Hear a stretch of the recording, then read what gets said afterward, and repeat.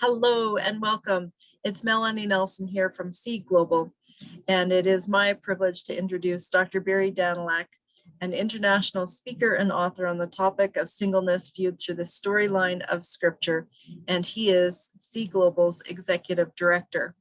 In this webinar, he interviews a longtime disciple maker and pastor, Lewie Clark. Let's turn it over to them for this exciting interview. Lewie is a pastor of about 42 years, although I would say he has one of the most distinctive pastoral ministries of anybody I've ever met, because Lewie really sees himself as a full-time disciple maker and a discipler. And so we're going to share a little bit about that. But a few other things about Lewie. He is never married. He's a single man of a mature age, but we won't say how mature. 64. I'm not ashamed 64, of it. I'm 64 wow. years old. He doesn't look a day over 63, let me tell you. But at any rate, Lewie has written a book called Imitating Jesus on Discipleship, really an encouraging work about how did Jesus do discipleship and what does it look like for us. And he's got another book coming out. I just want to make sure I get it right. Benching Our Best Players. So this is a book that has to do with singles, and that's forthcoming. So we're very excited to just be with Lewie and have this opportunity to hear a little bit about his story, your story. And I'd like to just start, Lewie, by for those of you that, or for many that may not know you, can you fill us in a little bit about first of all, before we talk about your strategy and your approach to discipleship, tell us a little bit about discipling influences on your life. How did that make an impact on your life personally as you were coming of age? Well, it's great to be with all of you and have this privilege of talking to you. I can't overstate the impact that my mom and dad did in disciple making for me, and the fact that you couldn't put a piece of paper between what they believed and how they lived their lives. And as long as I can remember, we were doing inner city ministry here in Chicago. They used to my mom would sing, my dad would have a bassinet, would preach, mom and dad would have me in a bassinet on, with them. And so I can't underestimate the impact that they had. But then next to that was a man named Taylor Gardner when I was 20 years old. And Taylor's still alive, and he took me underneath his wing, and he discipled me as Jesus discipled his men. And through him and his wife, whose name is Jimmy, I stepped into a rich heritage of disciple making and hospitality from Taylor and Jimmy, who had been discipled by the Patties, who had taught them how to do disciple making. And then they were discipled by the Millers, and then they were discipled by another missionary family from the Philippines from the 1920s. And so I was able to step right into that disciple making and hospitality model, I'll call it. Okay, so now what we're really interested is, well, first, even before we do that, how would you define disciple making? Love, period. Explain that. What do you mean? At the baptism of Jesus, the heavens open, the dove comes down, and the God of the universe speaks. And what does he say? He says, "This is my son, whom I love, and whom I'm well pleased." It's not just love, it's also that he is pleased with him. And the affection. And then Jesus says to his disciples, he gathers them, 12 men, he forms them in community, and he teaches them how to love one another. And he says, "As the Father's loved me, so I've loved you." And here's the mark of a disciple, is your love for one another.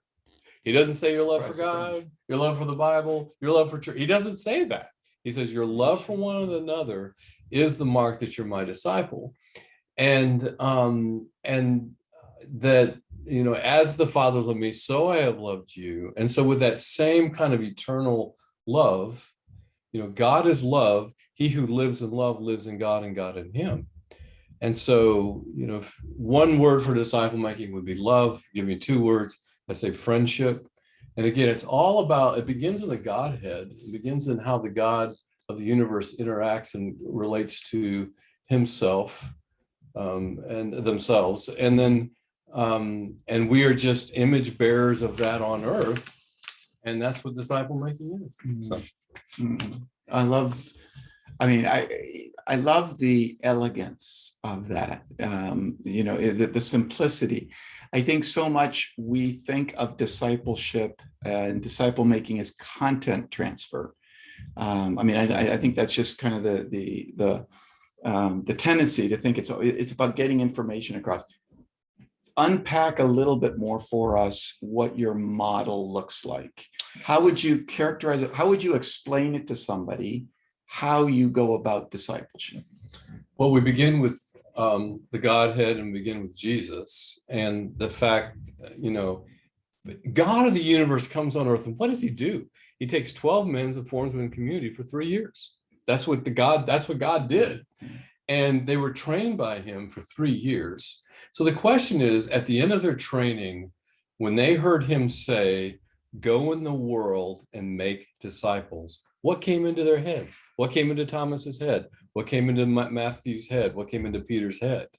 And then another question is, 5 years later, if I can find John, if I can find, Andrew and Bartholomew, what were they doing after being trained for Jesus? Now, I think they were human, but I don't think they were buffoons. I think they knew exactly what to do and expanding the kingdom of God. Now, all my training was, let's begin in Acts chapter 1 and plant churches and away we go. Mm-hmm. No one ever sat me down besides Taylor to, okay, let's look at the training of the 12 and then how can we go about doing ministry? So our ministry in Chicago, when Ryan Seibert and I, again, this is another important piece, doing ministry in team. No one taught me to look for a Paul or a Timothy or a Titus and be a team for the lifetime. No one taught me that. I stumbled into it. And Ryan and I have been together for 21 years, and he and his wife live below me in this apartment. There's 13 of us, I think, that live together in a 4-flat apartment here in Chicago. And we live life together because that's what Jesus did. And so the question that Ryan and I asked was, okay, what would Thaddeus do if he moved here? What would Bartholomew do? What would Matthew do if they moved to Chicago? Based on the training of the 12. So that's what we do. And when you say you live together, people have all sorts of ideas of what that looks like. So tell us because 13 people living together, what does that mean? Well, we live, Barry and I just walked back from dinner, and we live in a very unique neighborhood. It's the second largest Orthodox Jewish neighborhood in the country. Yeah, it's a Pakistani Indian, it's called Little India. It's an Indian neighborhood. Great Pakistani food for dinner. We just had great Pakistani. That's real good. The butter chicken. And so, the one of our men who is rabbinically trained as a rabbi came to faith in Yeshua and Jesus at 50 years old. And one day we're walking somewhere here, and he stopped me and he turned to me, as only Jewish people can do, and he goes, Lewie, do you know why we walk on Sabbath? And I thought, come to think of it, it's a lot more work to walk than drive a car. And he goes, this is why we walk on Shabbat, is because we're trained from childhood that the most important thing in our life is spiritual community. And we live within walking distance of our spiritual community. So our children can play together. We can have coffee together. Our husbands come from work and take the kids to the park. Not walking distance of the synagogue, walking distance of your spiritual community, of who you are going to live life with. And so when we were walking home, I pointed out to Barry, okay, that apartment building, that's where Kyle and Monica live. See this apartment building? That's where the Hayden family with their kids live. And so that we are intentionally close together in order to just live. I go pick the kids up from school when their parents need us to.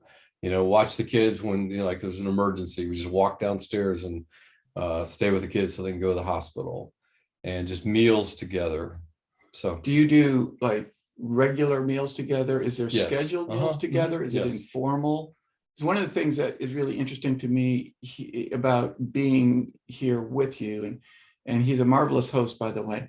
And I mean that, like, and we'll talk about hospitality in a minute, because I think hospitality is actually something that's very key here. But the number of people coming in and out, Lewie, it's always striking to me that, and when you come, the door is open. I mean, aren't you worried about, you're in Chicago. I mean, this is, and the door's unlocked all day, right?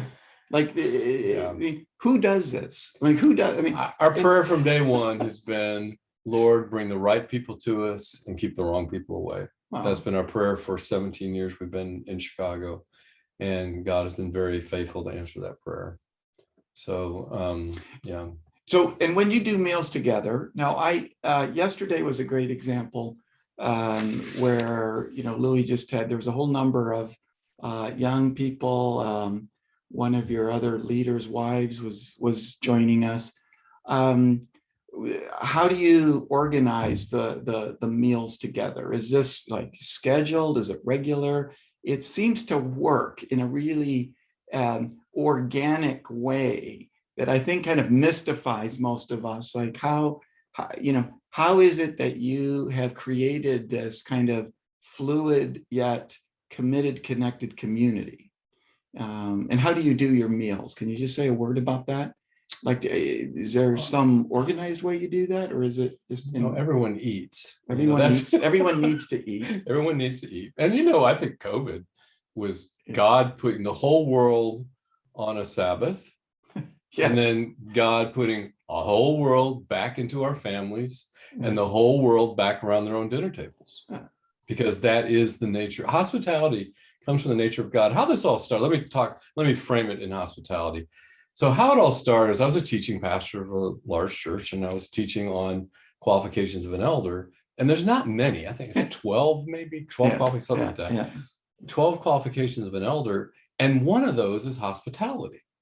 Okay, I'm thinking, there's 9 full-time pastors on our staff. I've been in one of their I've been in one of their homes one time, but I never had them in my home, And I thought, there's got to be, if this is a qualification to lead the church, there's got to be something more to this. So I spent 2 years just researching it, because, for example, all the staff hires I had ever done in all the years I was in ministry, never did I consider, is the Hayden family noted for their hospitality? Never did. When we would put elders in place, we never considered, are they noted for their hospitality? Never did we do that. It's not even on the thought process. It's not in the thought process at all. No. And so long story short, we determined when we came here that our means of ministry would be hospitality, because it comes from the essence of God. It's in Genesis all the way through Revelation. It's there. It's us as Americans, especially North Americans. I mean, careful there. North Americans, I have a tendency to, live individualistic lives, and we're not necessarily noted for our hospitality. And so that's for sure. So again, our prayer was bring the right people to us, keep the wrong people away. And the center of our ministry, if you want to know the center of how we do ministry, it is the dinner table. And we do the Lord's Supper together at least once a week together. And the whole Lord's Supper is a meal. And we are eating in fellowship as it was originally. Yeah.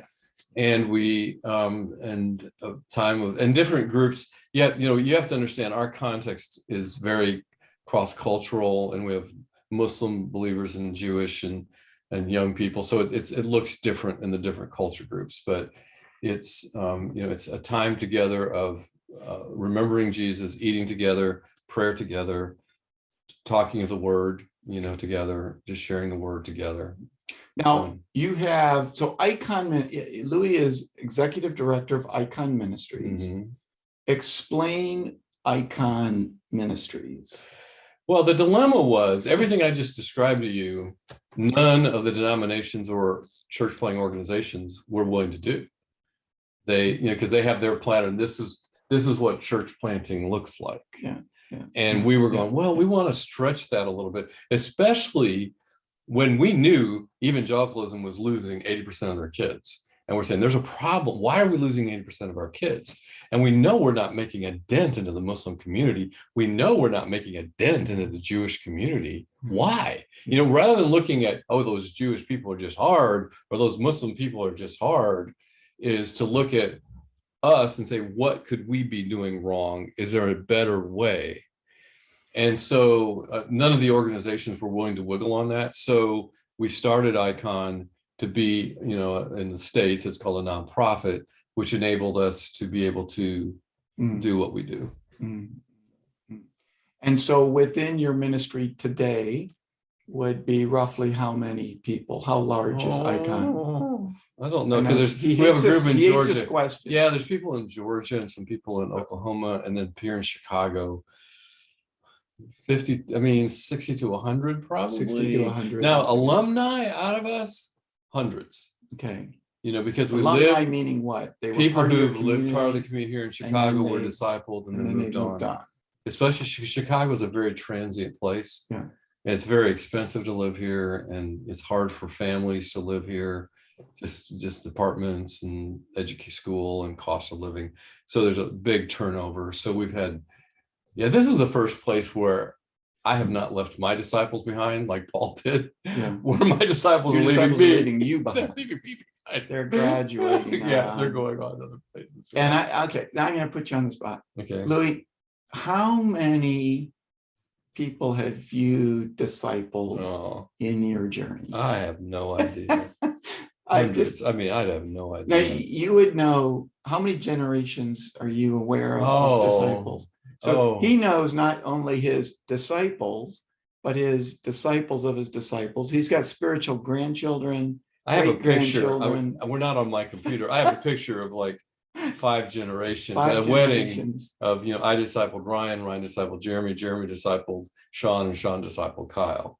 And that's just here in Chicago. See, 35 years ago, I discipled a guy named Danny Jones. And it wasn't so much discipling to be a world changer. It was just getting him stable. He was an emotional, spiritual wreck. So just getting him stable. Well, long story short, he is a great disciple maker. And right after the fall of communism, he went into Slovakia, he and his family, and started making disciples. He's still there. And I have hundreds of grandkids and great grandkids all over Eastern Europe. All over Europe because of one guy disciple. See, that is the multiplication power of disciple making. Churches are very hard to replicate. They're very expensive.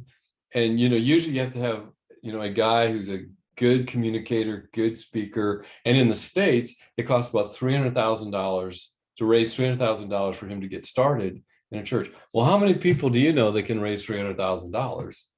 And then once, if he is successful, it's difficult to replicate.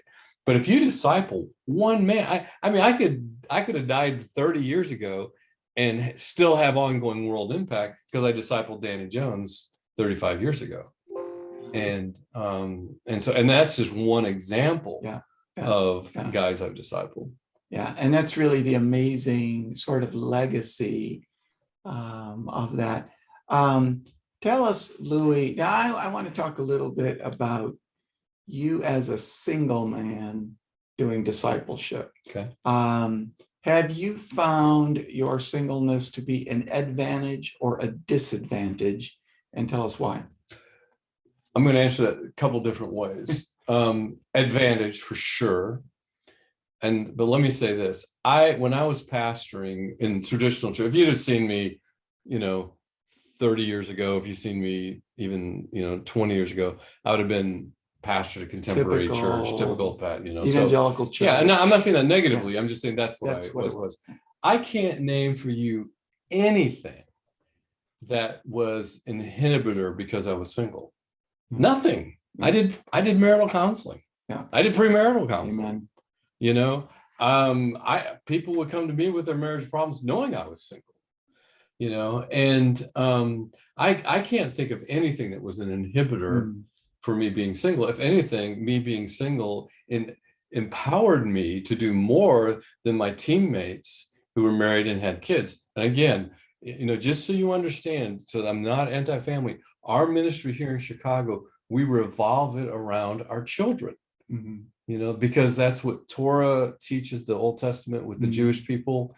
And that's to us, if our children, because that's how we started all this, is if our kids 50 years from now are not following Jesus, who cares about the strategies we had to reach Chicago? Amen. And so we as singles, and our ministry is not all singles. There's as many married couples as there are singles, but those of us who are single, we are the spiritual aunts and uncles for these kids, and we're investing in these children.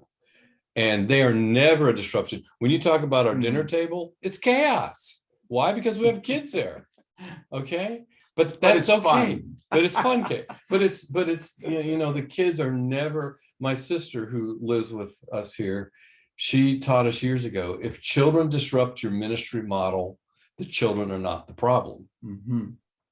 And so just so you understand, what all these statements I make about singleness, families and children are a key value to us because they were to Jesus and the kingdom. But it's spiritual family. Oh, spiritual family. Yeah. I mean, that ultimately, right? Because you've got singles, you've got young, you've got some college students. You have, every demographic involved in your community. And we have elderly people who are disabled that we take care of. I mean, we buy their groceries, we drive them when we need, the younger people, take care of them. So yeah, definitely. So I do not see where my singleness was ever a disadvantage, ever an inhibitor. It was always. How is it an advantage? Tell us how would you encourage singles to be more radically focused disciple makers? So when I was interviewing for this book on singleness that he mentioned about benching our best players, the most profound interview I had was with a 93-year-old professor. He was one of the original corporate culture guys in New York City with Peter Drucker and all them, and single, loved Jesus, never married. And I'm at 93, I met with him, and he says, Lewie, I tremble to think of the harm that evangelicalism has brought upon itself by marginalizing singles out of leadership, out of kingdom leadership.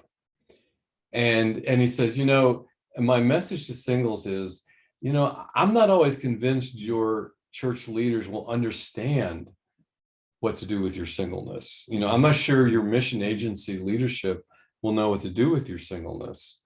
So he says, as much as I have a problem sometimes with churches and organizations and their attitude towards singles, he says, my big concern is for singles and saying you need to step up to your God-given responsibility and opportunity as a single. Singles can take risks. Yeah. Okay. Singles are mobile. Yeah. Okay. But let's say you're sitting there, you got a great job and you don't want to travel and you don't want to take risk. Okay. Even there, singles, I think, are given the responsibility of relational leadership within the kingdom. In the New Testament, who led the way relationally? Singles. Paul. Like I'll go Barnabas, Paul, Jesus, Timothy, John Titus. the Baptist. Yeah, all of them. Yeah. And who is coaching all these spiritual communities on how to relate to one another and how to function? Paul, who is a single. Who wrote 1 Corinthians 13? Paul. And so just because you are a single, in our cultures in North America, a single has a big question mark behind his name. Okay, what is it with Lewie that there's some issue he's still single? He must have intimate issues, or there must be something wrong with him that he's single, or there's something wrong with her that she's single. Well, I would say, no. The truth of the matter is, the reason I'm gifted by the Spirit to be single is to relationally lead, just as we see in the New Testament, where Paul writes about Timothy. I have no one better to send to you than Timothy to remind you of the way of life we lived among you in Christ Jesus. And so it is a relational leadership that singles can give. So that's why singles can make disciples. Yeah. What advantages? So, this is a really interesting part of the city. So I was, walking in the neighborhood, and I think today I walked past an Indo-American center next to some sort of a Muslim storefront prayer room. Yeah. And across the street is a Jewish school. All the school kids are, the little boys are wearing their yarmulkes. How do you have an impact? I mean, this would seem to be pretty tough soil for ministry. How have you found it in this area of the north side of Chicago, and how do you make an impact yourself and with those that you are working with here in community? Well, all those groups you mentioned are hospitable. All of them understand hospitality. Probably more than most of us. Oh yeah. All of their homes revolve around the dinner table. Yes. Okay. Yes. Point of And, preference. The problem with friendship is not them. The problem of friendship is with the North Americans. Yeah. And so it's us understanding that and understanding their view of friendship versus our view of friendship, their view of hospitality versus our view of hospitality. And really it is because you can't separate disciple making from friendship, because God related, as we see Jesus related to his disciples and to those he ministered to, how? Through friendship. He was a friend of sinners. He was a friend of the marginalized. To his disciples, he said, "You are my friends." And so if you're not good at friendship, you're going to struggle with disciple making. Wow. And so it is building these friendships with these different people groups.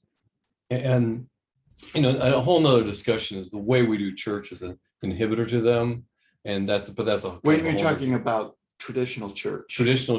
Why is it that, no, I want to press that just briefly. Why is traditional church an inhibitor to reach those people groups? So generally in your experience. I have the privilege of having a brother-in-law who's from a Muslim background. Okay. Devout Muslim background, came to faith as an adult, reading Chronicles of Narnia. Very interesting. Because he had heard the gospel, didn't understand the gospel. He read it in story form and he got it. Yeah. The allegory, he got it. So I have him, and then like Rabbi Ed, the rabbi I told you about.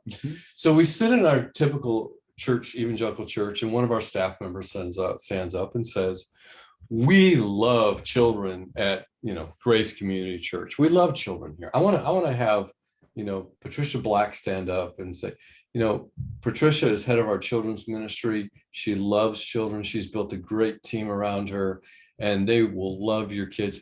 We have security. It's safe.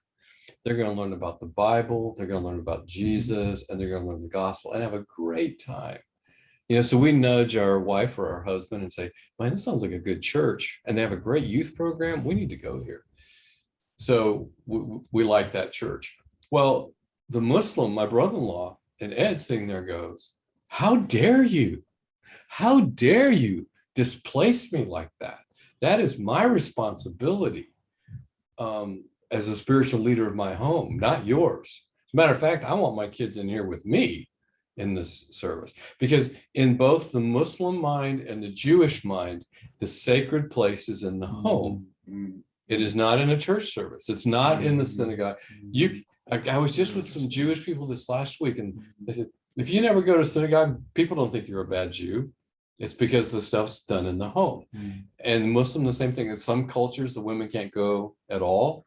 It's a mosque, yeah. And some there may be a room in the back. But if you don't go to mosque, doesn't mean you're not a good Muslim, because again, the home is in their mind, the center, the spiritual center. And so for us to that this gets into cross-cultural ministry, and this where disciple making, kind of lets you go places that if I came to this neighborhood and planted a traditional church, it'd be a barrier to both the Jews and the Muslims. In a traditional way. And that's not right or wrong. So now let's switch gears into your model. How is it you go about, and let's start first generally, because I think a lot of us probably would say, Man, that sounds great, Louis. But I'm kind of shy and introverted, and I have no idea how to actually find somebody to disciple. How do I go about doing that? Tell me how to do that. Okay, and again, I'm painting with a broom here. Yeah. I understand that. Big brush. Okay, big brush. Most of our churches and ministries are geared for outgoing people, for the extroverts, Yeah. and designed by them for them. Yeah. And we often don't listen to the introverts, and the introverts just kind of fade into the background. Yeah. You know, where in reality, for us, the introverts are the ones we listen to, because introverts often are better at friendship. Because they listen well. They're not going to focus on 50 people. They're going to just focus on one in the room or two in the room. And they may only have one or two best friends, not 50 friends. And so for those who are the introverts, I'm going, disciple making is the model for you. I'm not asking you to lead a small group in your home. I'm not asking you to speak at church. I'm not asking you to try and call people up and recruit them to this thing. I'm asking you to do what you're naturally good at, which is friendship. And if there's just 3 of you around the dinner table, that's right. I mean, we have found in our ministry that the second you get past 6 people around the dinner table, it switches to 2 groups having a discussion at the table rather than one discussion at the table. Yeah. So is that a model then for you to try to keep it to 6? It's a model for us to remind not to get too big. Yeah. Because once you get too big, who gets lost again is the introverts. Yeah. Because the sanguines, they're going to dominate the conversation. Now, you've said that friendship is key to disciple making. Sure. Now, when does a friend become a disciple? What's the difference between just somebody who's a friend in your life, loving a friend, and somebody who is a disciple? It's hard. Let me begin with Jonathan and David, where I think Jonathan had to be at least 20 years older than David, and he was the crown prince. David was just a poor shepherd kid. Yeah. And what does Jonathan do? He establishes a covenant with David, and the covenant went from the greater to the lesser. And he gave him the sword, he gave him the robe, he gave him symbols of the friendship, and it was a 13-year friendship. It wasn't just, this, and we envisioned it as being these 2 fraternity brothers, having a great time together. Well, no, by that time, Jonathan was almost 40 years old. He had 6 children, I think. I forget how many children he had. He had a number of children, and was married. David was a single shepherd kid, and reached out to him. And and I think in disciple making, it is a I am laying down my life for you. Jonathan's one of my heroes in the Bible, because I think he illustrates the servant's heart and the sacrificial heart of friend. And then Jesus came, a greater love has no man than this, a man laid down his life for his friends. And so every time we're doing the Lord's Supper, what we're commemorating is remembering Jesus, who is our best friend, who has laid down his life for me. And so we are to lay down our lives for one another, just as Jesus did for not only his men, but for the world. So do you normally, would you typically formalize that discipleship relationship then? When you say covenant, most people are thinking, do I sign something? What when you enter into a discipling relationship with somebody, what defines that boundary of, it's an agreement, is there a commitment to how many times a week you meet, or how you spend life together? Think about your friends. You don't dictate, oh, I got to meet with him once a week. I have some of my best friends I may not talk to for 6 weeks, and it's fine. But I think another important piece of this is understanding that it is in community, and that what you're doing is engrafting your disciple and that person becoming your friend into community, so he or she knows what it's like to belong, and for him to see what friendships like I have with other people, and so he can start imitating that. Right. And then your other disciples are able also to befriend him Right. and So include it him. becomes a community in some sense. That's You're right. working within Yes. a collection. As you meet people, you invite them into your life. They meet others you have invited into your life. And it sounds like dinner table and meal times are kind of a core point of reference. Is that fair? Sure. And I think, yes. And I think an important part is the reason you do it in community too, is to keep it healthy. Yeah. I think just one-on-one, it can get weird. Yeah. And then the other part of it is there's something like Josie, who you met today, Josie, or yesterday, she does a great job with some of the guys I'm discipling. She's a little bit older woman. Yeah. My sister does a great job. Yeah. And there's certain things that Ryan can speak into guys' lives better than I can. Right. There's certain things that I can speak into their lives better than Ryan can. So it's a kind of a team effort, but it's that defining the friendship in this, community, and that the boundaries of that community. So I don't know if I answered your question. No. Yeah. And that's something that the singles can do. And there's a lot of things I am as a single. Loneliness is not one of them. Right. Because I'm in loving relationships, I belong. And of course, this is the irony, because oftentimes people think, well, marrieds have community and connection, singles are the lonely ones. But, Lewie is a great example. You are a great example of completely the opposite. That as a single, you actually have greater community because you have access to so many people that you are working with, constantly discipling, and then, by the way, this leads to kind of another question. When does a discipling relationship end for you? Do you, did you have a 3-year program, or, Jesus discipled for 3 years? Do you have a 3-year program, or is it just organic? Two ways I would answer that. One, okay, when do my friendships end? They don't. When do my family relationships and my brothers and sisters? It changes. With my siblings, I was with them 24/7, 365 days a year. As family, it's sort of like, when do you say goodbye to your family members? Now, they may move away, right? So they may move on, but like you said, you're not getting rid of them. They're actually moving on from you. Well, a good example is Tim Hahn. Yeah. He's, he'd lived in Phoenix for a while, but he's been here in Chicago with us. One of Louie's disciples here.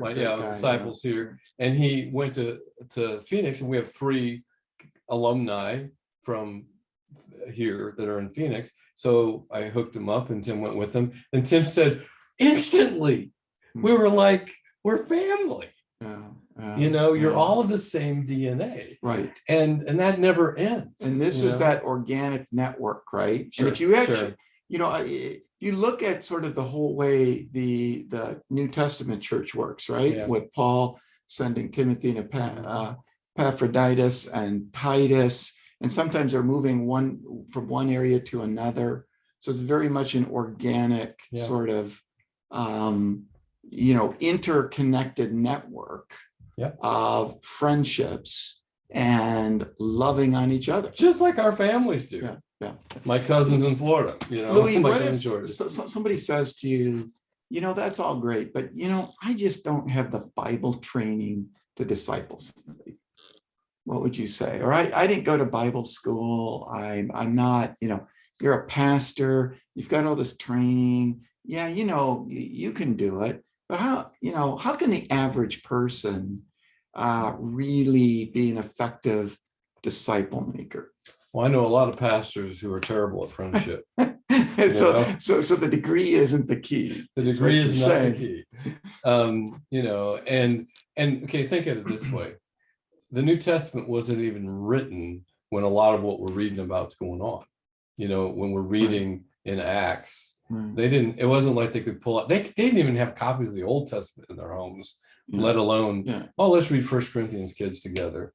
And then you think about before the printing press, none of our brothers and sisters probably had copies, unless they were wealthy people. They wouldn't have copies of scriptures in the home. Yet they did discipleship. And yet they did disciple making, So then you're forced to ask, okay, what how did they do disciple making?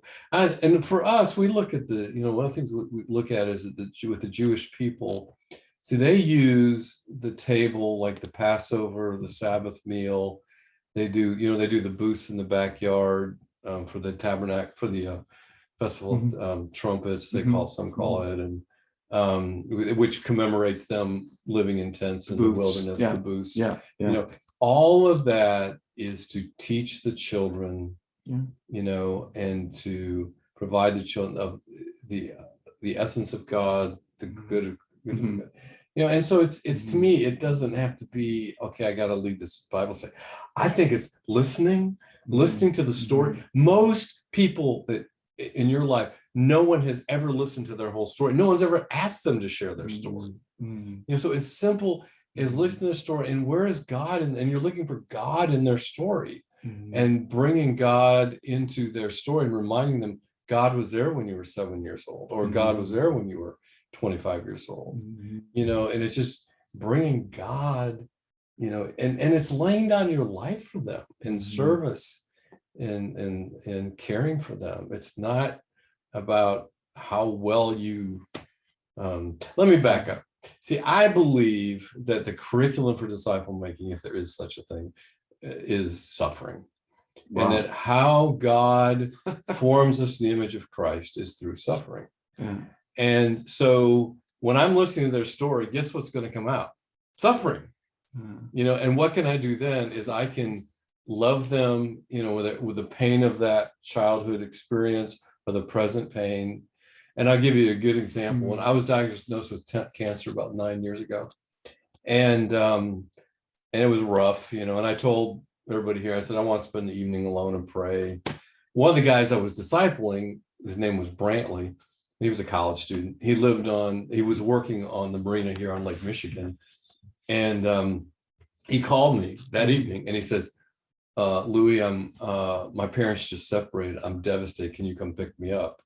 Well, he didn't know that I had been just diagnosed with cancer. And the last thing in the world I want to do is get in the car, drive across Chicago to Lake Michigan. But, I knew I needed to. I went and did it. And to this day, I don't know if he knows that was the day. Wow. But at that moment, the sacrifice I made to be with him at his hardest moment of his life, communicate the love of Jesus to him. And to this day, our friendship is bonded deeply.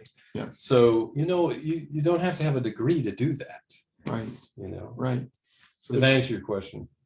Well, there's something to the cliche, a friend in need is a friend indeed, somebody that is suffering as you enter into their life. And by the way, I think, if it ever asked, if we had any expectation of what you would say to the question of what's key to the content that you need to communicate, suffering would not be it. And yet, I think, you raise a great observation there that suffering is core to the human experience. Suffering is a point of vulnerability and need. And suffering is an opportunity to connect with people, in an incredibly deep, authentic way in their greatest time of need. Sure. And what can be more powerful for making that connection? Yeah, and yet, exactly. Most of us would say, suffering is what we try to avoid, right? Sure. We want the happy life. And that's not, is there anything that strikes you from Jesus's model of discipleship that jumps out at you that we haven't shared? When you think about Jesus's own model, what is it that most,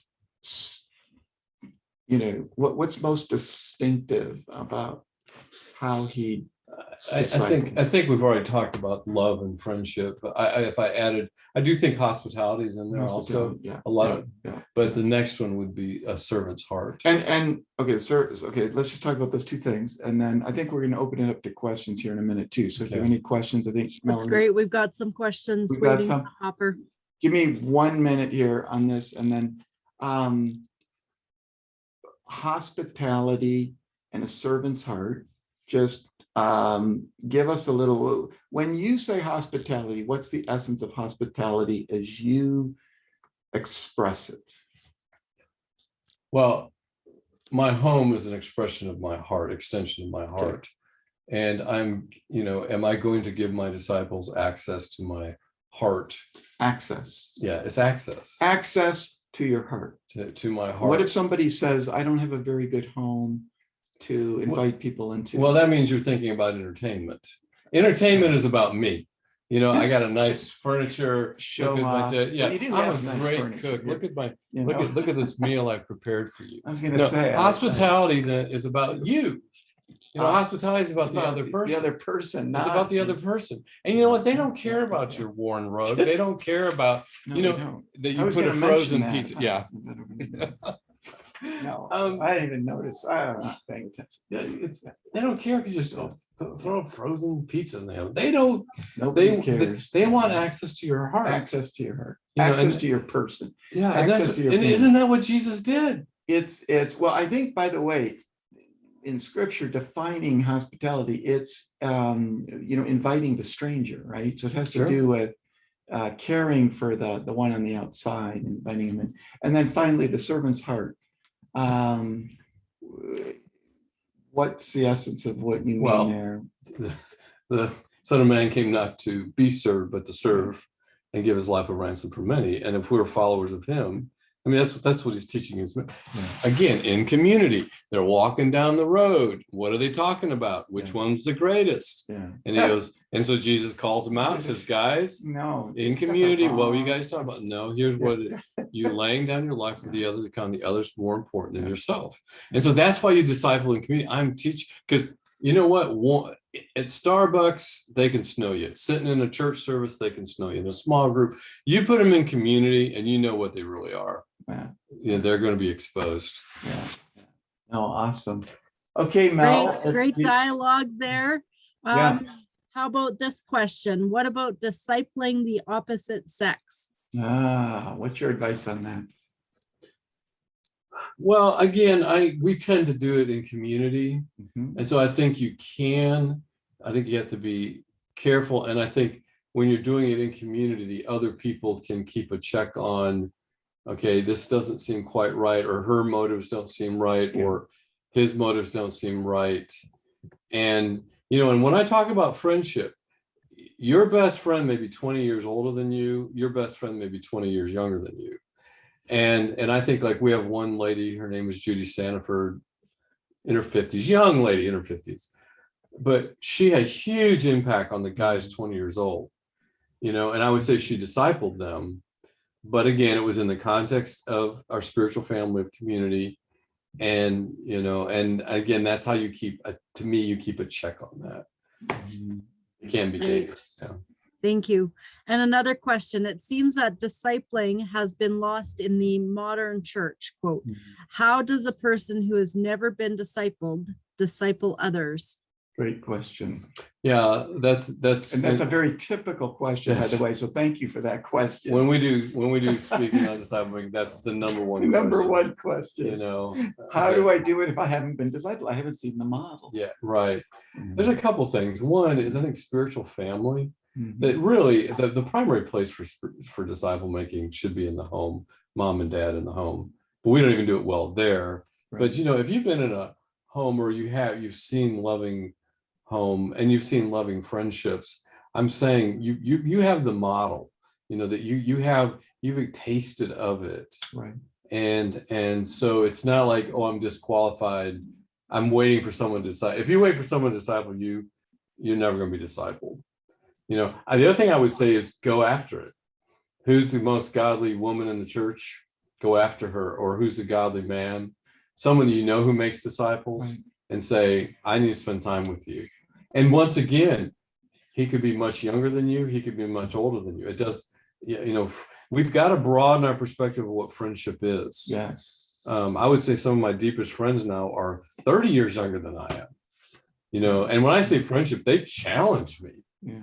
Yeah, so it is going So- both ways. So it is going both ways. So, Yeah. but you can do it. I also think that one of the things that's really telling here is discipleship's a lot less formal than people typically think it is. And when we say, I've never been discipled in my life, I guess I want to gently challenge it, because I think, first of all, if you're a believer in Christ, my question would be, did you go off to a cave someplace, pick up a Bible, and you are just instantly converted? Or might there have been somebody in your life who was influential? Who was that person? And how did they make an impact in your life? Was it mom and dad? Many of us, yes. Was it a friend? And, I almost felt the same way. And I remember, so I started to think about, I forgot about, an individual who was very influential for me in college.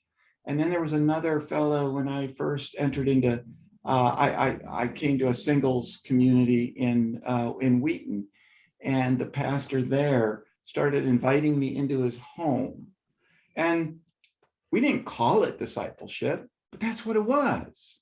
And I think sometimes we have a whole lot more experiences of this, but we're not really recognizing it for what it is. Would you agree? Oh, Like 100%. it's more, It's it's often more 100%. organic. And so sometimes the problem is we've formalized it, or in our minds we formalized it, when, as you're saying, Lewie, it's about making friends, loving on them, opening yourself and your heart access for them to you, right? What I tell them to do is get with somebody, if it's taking them to Tim Hortons or one of Yes. my favorite places, or A&W. Go Tim's. Go to one and just say, tell me your story. Yeah. And I do a timeline, I keep track. I'm just going to write a timeline here. Yeah. And just tell me your story. Yeah. Just Yeah. listen to their story. Yeah. Start there. That's a great segue into another question we've had come up. It seems Go for it. we put too much pressure on discipling others. Does it have to be a big thing to impact others? I always say start with the one. Yeah. That's what I say. And it could be And that with- one is the one that goes to Eastern Europe. Yeah. But what are you doing with that one? What's the, I think where's the big impact? listening to their story. And when you're listening to their story, God has been at work in their life their whole life. Okay. Right. I believe that's my conviction. I'm looking for God in their life. And can I do it in a 1 hour session? No. I mean, it can take weeks to hear somebody's story, but just hearing their story and hearing where God was at work. And often it's their younger years, so that's what I would say. I like that. It's first of all, it starts with listening, and in some sense you put yourself in a servant mode, but then you're showing them God in their life. Sure. Through the past of what he's done and how he's been faithful, and then entering into a conversation about where he's taking them forward, right? And yes, and that where is God at work in their life? Yeah. Because often with curriculum-based disciple making, that here's what you need to learn, here's the sequence in which you need to learn it. I said, well, that's not how everybody. I hate when people, or when someone's trying to get me to do something I don't want to do, or I'm not ready for it, or it's the wrong sequence. But the Spirit of God knows each individual exactly the best way for them to be conformed to the image of Jesus, and he orchestrates those circumstances. And I am to bring God to them. I am to bring God's word to them, but at that point of where their suffering is. Yeah. And the touch point of suffering, I think that's quite profound, actually. Any other questions there, Mel? Not that I have, but we can open it up to the floor if anybody wants to unmute and ask their question. Have a question for Lewie on discipleship, or maybe your experience of discipleship, a struggle, Or singleness. or singleness. Yeah. He's Yeah. Done my whole life. He's I have 64 years of experience. 64 years of experience as a single man. But doesn't look a day over 63. Great. Here's another question. What does Okay. one say to a stranger that you might not meet again?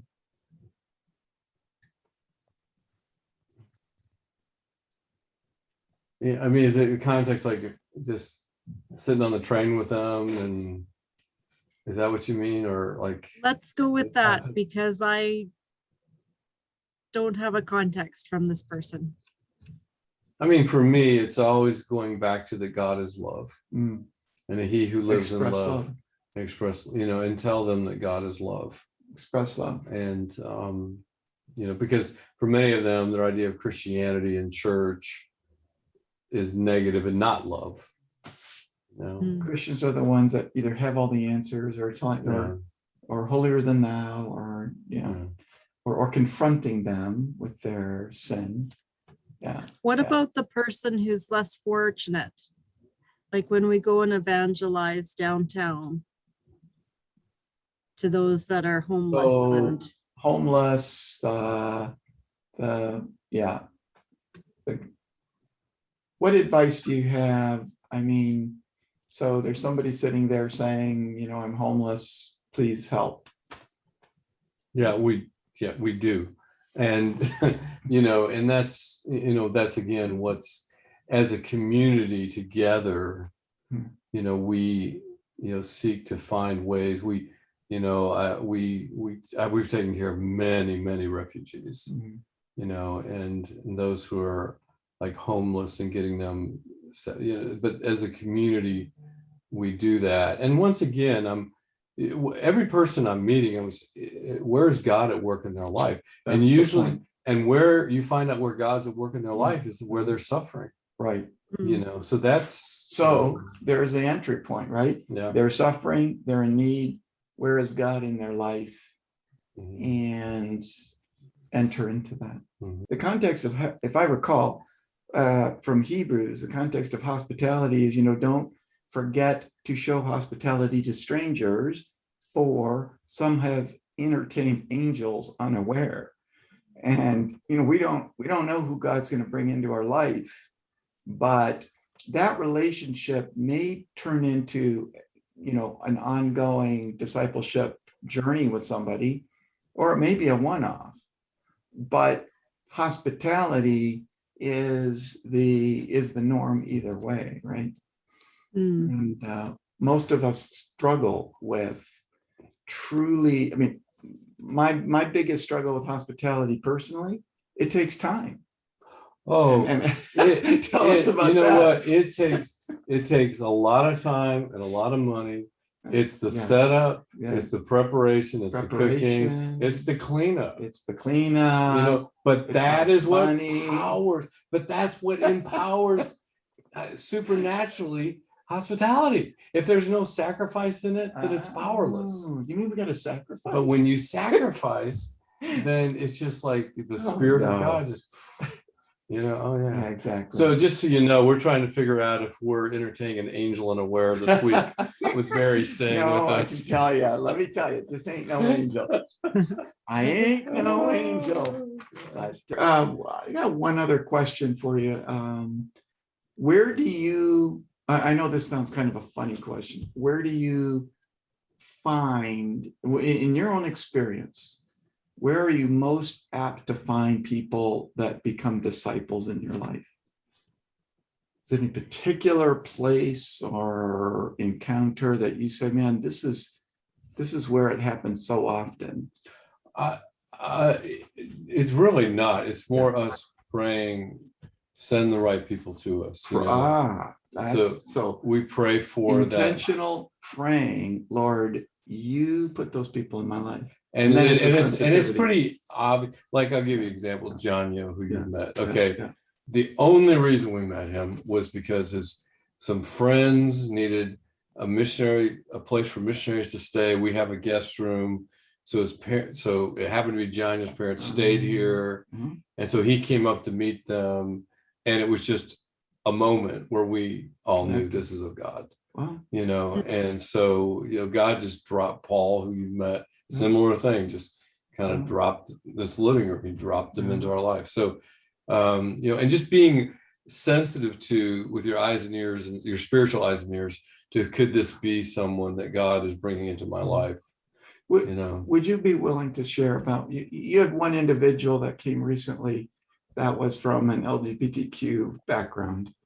Can you share a little bit about what happened as you got to know him? Because most of us would say these are kind of off limits people. We don't have anything in common with them. Well, here's the thing. And you guys, you had a really interesting story there. Well, and I think too, we're intimidated by anyone who identifies in the LGBTQ plus. And if you're intimidated by them, are you going to love them? Probably not well. Yeah.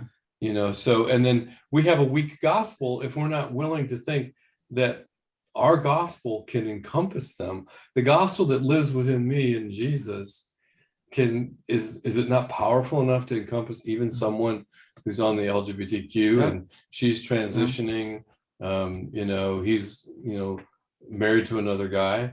If we're intimidated, we're in trouble. That's not the gospel of Jesus. Amen. And so Paul sitting right across from where we're sitting here on the couch, and he had lived in this gay lifestyle for years, and one person after another, and he finally hit the wall, and he knew one of our other guys says, I think that guy may know God. And so he went to him, and that guy brought him here, and we just sat down, and again, pointing them not to the God that maybe you think he is, not to the church or not to Christianity. Well, we want to talk to you about Jesus. We want to talk to you about what it is to be a follower of him and the kingdom of God. And then immediately engrafting him into our community. Yeah. And in the course of how long, because it was amazing to meet him, because you had no idea just meeting him, his former life, as he describes it. Yeah, right? With all the rings and high heels and makeup, hot pumps and all the lady shoes and whatever. And what do people need? They need love. With woke, with all this stuff with that's going on with the LGBT community, with all that, what they need is love, and the only place they're going to find that is in God, because God is love. He who lives in love lives in God, and God in him. Amen. Okay, and here's go study your theology books. Not one Christian creed uses the word love. Not one of them. That's how messed up we are when our own creeds don't even use the word love, and God is love. And our gospel is love. God demonstrated his love for us. But we do mention hell, right? Yeah, we do mention hell in there. And we do mention Pontius Pilate, who's the only human mentioned in all of the creeds. Why Pontius Pilate? Yeah. I just find that funny. Yeah. I got a verse for you, Lewie. John 13:35. By this everyone will know you are my disciples, if you love one another. Yep. And I think you're an awesome example of that. Yep. There it is. Yep. Well, thank you, my friend. It has just been a fabulous time. I have been so blessed by your hospitality here. But it was interesting. And I'm going to close with this. I was thinking, even as I was on the plane today, what is it that I so much appreciate about Lewie? And in the first word that came to my mind was love. I feel the love, Lewie, that you exude in all your relationships. And it's very powerful. Thank you. And I just want to acknowledge that and acknowledge you. No, So thank you, my friend. And if you've known Taylor Gardner, it all goes back to Jesus. It all goes back to Jesus. It does. And all the way down. Yeah. But you live, this is a man that practices what he preaches. Right. And I think that's at the end of the day, what success as a man of God and a disciple of Jesus really looks like. So thank you. You're welcome. You're welcome.